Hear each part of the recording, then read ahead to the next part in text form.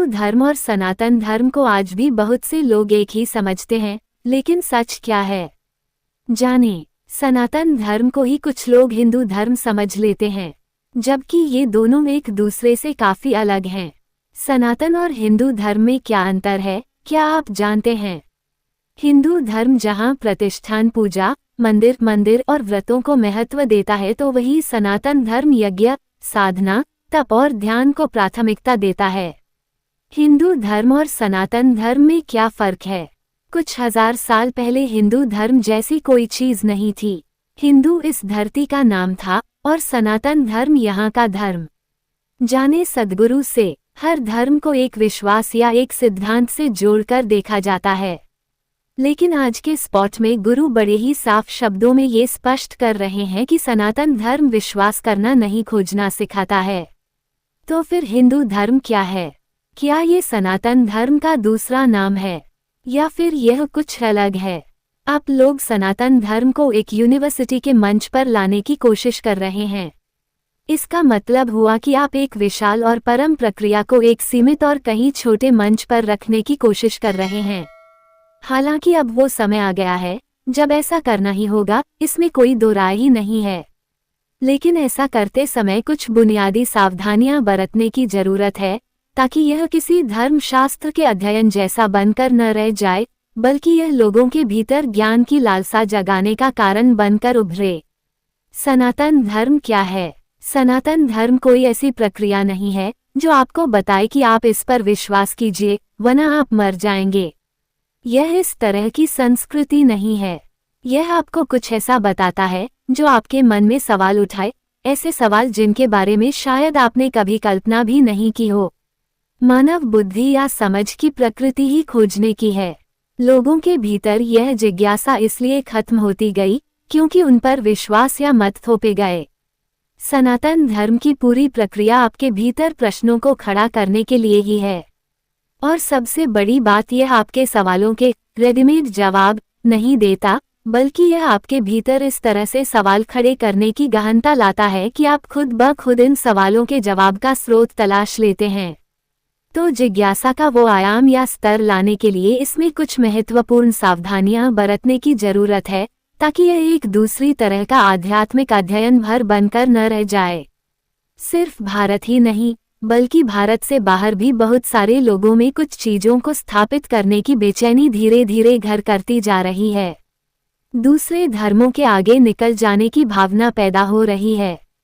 इस कोशिश में वह पूरे शाश्वत व सनातन ज्ञान को महज एक पवित्र किताब या ग्रंथ तक सीमित करने की कोशिश कर रहे हैं और अपेक्षा कर रहे हैं कि सभी इसका अनुसरण करें। ये कभी हमारा तरीका रहा ही नहीं है। लोग आज ये बताने की कोशिश कर रहे हैं कि हर एक व्यक्ति को गीता का अनुसरण करना चाहिए, जबकि ऐसा नहीं है। अर्जुन ने खुद गीता के उपदेश के दौरान लाखों सवाल किए। अगर आप बस सीधे सीधे गीता का अनुसरण करेंगे तो गीता के उपदेश का बुनियादी मकसद ही खो जाएगा। हमारा बुनियादी मकसद अपने तरीकों को दूसरों पर थोपने की बजाय दुनिया में हर एक इंसान के भीतर खोजने का भाव लाने का होना चाहिए। वैसे भी कोई हमारा तरीका नहीं है। हमें किसी खास तरीके या रास्ते की जरूरत ही नहीं है। हमने ये खोजा है और पाया है कि अगर अपने जीवन को इस तरह से संचालित करें तो हमेशा एक बेहतर परिणाम मिलेगा, व्यक्ति के लिए भी और एक बड़े स्तर पर समाज के लिए भी। लेकिन फिर भी हम यह नहीं कह रहे हैं कि बस यही तरीका है। इस पर रोज सवाल उठाए जा सकते हैं, लाखों सवाल पूछे जा सकते हैं। अगर आप सवालों से डरते हैं तो इसका मतलब है कि आपका तरीका, आपका विश्वास एक बेहद कच्ची जमीन पर खड़ा है, जो मेरे 2-4 सवाल पूछते ही भर भरा कर गिर पड़ेगा। अगर आप सच्चाई पर खड़े हैं तो मैं आपसे लाखों सवाल भी पूछ लूं तो दिक्कत क्या है? सवालों से दिक्कत तभी है जब आप झूठ पर खड़े होते हैं। कभी कोई सवाल गलत नहीं होता, हाँ जवाब गलत हो सकते हैं। तो सनातन धर्म का मकसद लोगों में जिज्ञासा की गहन भावना को जगाना होना चाहिए, अपने विचार थोपने का नहीं, क्योंकि यह तरीका काम भी नहीं करेगा। अगर कोई भयानक युद्ध या कोई ऐसी भयानक दुर्घटना ना हो जाए जो इस धरती पर मानव जीवन की नींव ही हिला दे, तो आप देखेंगे अगले 50 सालों में योग किसी भी धर्म से ज्यादा प्रभावशाली होगा। जब हम योग की बात करते हैं तो हमारा मतलब उन अभ्यासों से है जिनकी ओर सनातन धर्म के सिद्धांत इशारा करते हैं। मानवता के इतिहास में पहली बार मावन बुद्धि इतनी विकसित और पुष्पित पल्लवित हो रही है। इससे पहले ऐसा कभी नहीं हुआ। सदियों से ऐसा होता आया है कि पूरे गांव में एक आध इंसान ऐसा होता था जो सबकी तरफ से सोचता था।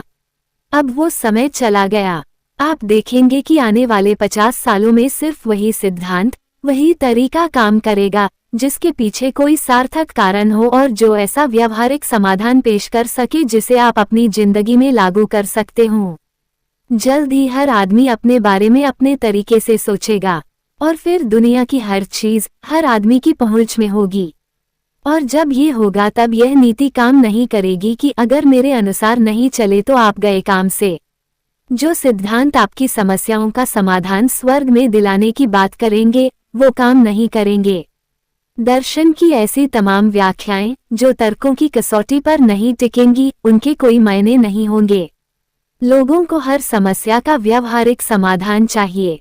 आप देखेंगे कि आने वाले 50 सालों में सिर्फ वही सिद्धांत, वही तरीका काम करेगा जिसके पीछे कोई सार्थक कारण हो और जो ऐसा व्यावहारिक समाधान पेश कर सके जिसे आप अपनी जिंदगी में लागू कर सकते हो।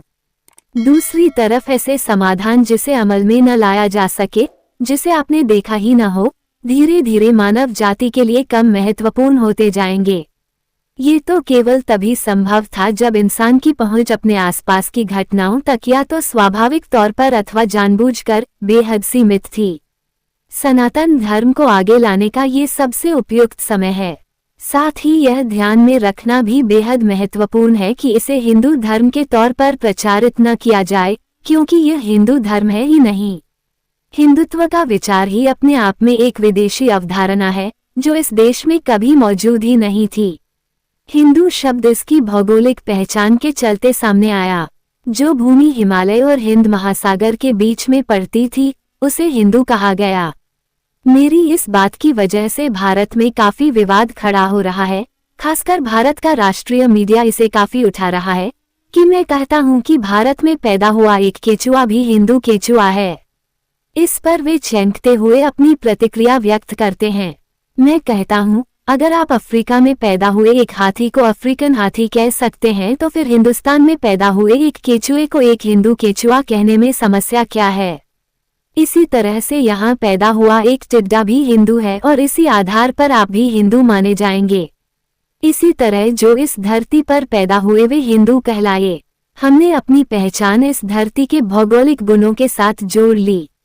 हमें अपनी समझ व बुद्धि से खोज करने और अपनी आध्यात्मिक प्रक्रिया खुद तैयार करने की आज़ादी 6 से 8 हजार सालों तक मिली। यहाँ बिना किसी दूसरों के हस्तक्षेप या बिना दूसरों के आक्रमण के हम अपना संगीत, अपना गणित, अपना खगोल शास्त्र चरम ऊंचाइयों तक ले जा सके। ऐसा इसलिए संभव था क्योंकि हिमालय और हिंद महासागर हमारी रक्षा व बचाव करते थे। हम लोग अपनी इन दोनों भौगोलिक पहचानों के प्रति गहन सम्मान की वजह से खुद को हिंदू कहने लगे, क्योंकि इन दोनों के बिना हम हजारों सालों से चली आ रही अपनी संस्कृति को बचाए नहीं रख सकते थे। जब कुछ लोग बाहर से यहाँ आए तो वे सिर्फ इतना ही समझ पाए कि व्यक्ति या तो इस समूह से संबंधित हो सकता है या उस समूह से। ऐसे ही लोगों ने इस संस्कृति को हिंदुत्व का नाम दिया। उससे पहले तक यहाँ हिंदुत्व जैसी कोई चीज नहीं थी। इसलिए अब वो समय आ गया है कि हम खोजने के भाव को वापस लाएं। इसका किसी विश्वास या मत से संबंध नहीं है। ये मेरा धर्म बनाम आपका धर्म का मामला नहीं है। यह इससे जुड़ा है कि हम अपने आसपास की हर चीज पर पूरे सम्मान के साथ गौर करें और महसूस करें कि हम क्या सर्वश्रेष्ठ कर सकते हैं। यही सनातन धर्म की प्रकृति है। यही वजह है कि यह सनातन और शाश्वत है। अगर आप अपने विश्वास या मत मुझ पर थोपेंगे तो ये कितनी देर तक काम करेगा। सनातन धर्म अगर शाश्वत है तो वह सिर्फ इसलिए क्योंकि इसमें जो कुछ भी बताया गया है वो इंसान के समझ या बुद्धि के अनुकूल है। यही वजह है कि यह हमेशा रह सकता है। सनातन धर्म उस परम कल्याण की बात करता है जो कि एकमात्र कल्याण है जिसकी पूरी दुनिया आकांक्षा कर सकती है। अगर हम वाकई चाहते हैं कि पूरी दुनिया सनातन धर्म का अभ्यास करे तो ये बेहद महत्वपूर्ण है कि इसकी पहचान किसी भी रूप में स्थापित नहीं होनी चाहिए। मानव बुद्धि या समझ की प्रकृति ही खोजने की है। लोगों के भीतर यह जिज्ञासा इसलिए खत्म होती गई क्योंकि उन पर विश्वास या मत थोपे गए। उन्हें बताया गया जो कुछ है यही है, और अगर आप इस पर विश्वास नहीं करेंगे तो आप जिंदा ही नहीं रह सकते। डर, अपराधबोध और पसंद का इस्तेमाल करके मानव बुद्धि की प्राकृतिक जिज्ञासा को जबरदस्त तरीके से खत्म कर दिया गया।